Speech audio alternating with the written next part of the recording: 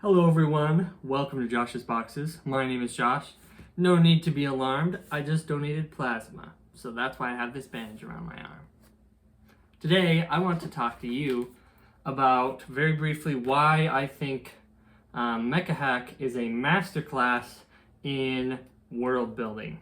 And to set the scene, Mecha Hack in the back of it has this world primer for Lodestar Alpha. And it is all of this page and both of these pages, and that's the whole thing. And you might think 2.5 pages of world building of this size isn't that much. How much can I really do with that? But I think that in studying this book, which I've done a little bit, like trying to analyze their methods and stuff like that, there are 3 specific things that Mecha Hack does for the Lodestar Alpha setting that make it a really excellent example of useful world building. And this can be for tabletop role-playing games, for writing books, anything where world building is in play. The first thing that it does is it is very concise. Obviously, with 3 pages, you can't fit in a lot of world building. And so they really use the power of the paragraph. Most ideas are contained within 1 paragraph. And so it is extremely easy to get super familiar with the setting, and it's, super approachable. This takes a couple minutes, maybe 10, 15 minutes to read through. Even if it takes an hour for some reason to read 3 pages, by the end you will be super comfortable with the setting and know everything you need to know about it to immediately start into a game or a story or anything like that. So I think that's the first really good thing it does, is it's very concise, and so it's approachable and easy to get a big picture of the setting. Number 2 is it's very actionable. It doesn't spend the 3 pages giving you a history of the land with naming a bunch of people and giving all these dates for big events and stuff. It does have a history section, which is 4 paragraphs. But other than that, I think, it's definitely a reasonable amount. And then the rest of it is all things that players or characters or whoever is in the story will immediately be interacting with. It focuses on the big factions that control everything and the locations where those factions have their bases. And so in reading through this, it's not 3 or 4, 3 pages of fluff or like stuff that isn't really usable in a game, which in other game books, I'm sure it's easy to imagine and picture, just like it goes on and on and on about stuff that isn't necessarily very useful at the table or in your story.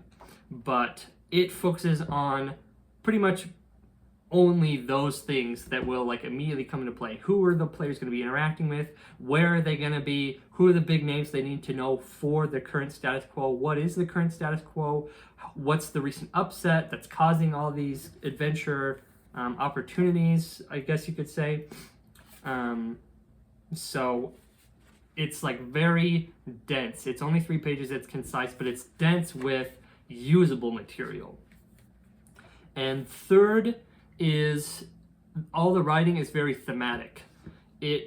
All the factions, the locations, the history, the descriptions, all add to one picture where it's very one cohesive tone of war is everywhere and it's kind of desperate and there's all this technology and overwhelming threats, but the players can use their tools, or the characters or whoever, if they're scrappy and use what they have available to them, there's a chance that they'll be able to make a big difference. And so I really like that. I think it's a good theme or tone to set a story in, that things have recently changed and there's a lot going on, but the players or characters can have an effect on the world.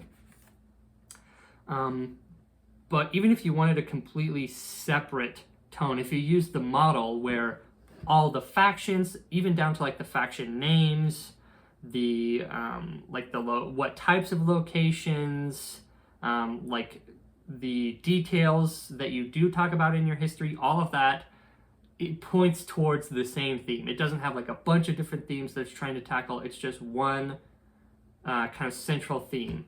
And so I think that being concise, being actionable, and being thematic all help to make the 3 pages that are listed here in this book a really powerful world building introduction that give you, I would say, pretty much everything you need to immediately hop in. And obviously this is a role-playing game, so they want you to hop in and be able to start playing games right away. But it'd be easy to think of story ideas to write a story, or just if you wanted to world build just for fun and add to these ideas, it would be very easy because there's enough detail and specificity to inspire ideas, but it is open enough where you don't have to be bogged down with centuries of history in order to be comfortable in the setting. So I think this is a really great book. I've talked about it a bunch on this channel for a reason. Lodestar Alpha is a really cool setting, and if you are interested, I will put this book in the description so you can pick it up. But my next video, I'm planning on using the principles that I learned by studying Absolute Tabletop's world building approach. I want to apply those principles to my World of Rays that I've talked about on the channel. It's been a while, but I haven't forgotten about it. I'm still working on it. I actually have already written a document that is in the same format as this Lodestar Alpha primer. So that'll be my next video, will be taking these principles and putting them into action. So if you're interested in, again, picking up this book, that'll be in the description. Along with that, I'll have a link to a Google Doc where I go sentence by sentence through this thing. Like, I don't copy the words from it, but like I break down on a sentence level how each step is working towards like a cohesive world building format. So if you're interested in that, if that description makes sense, or if you just want to look at it, the Google Doc link will be in the description below as well. And that's what I used to create the world building document that I'll talk about in the next video. But obviously I'll talk about that more then. Thank you so much for watching. Hope you enjoyed. Hope you got inspired to do some world building of your own. And until next time, ciao.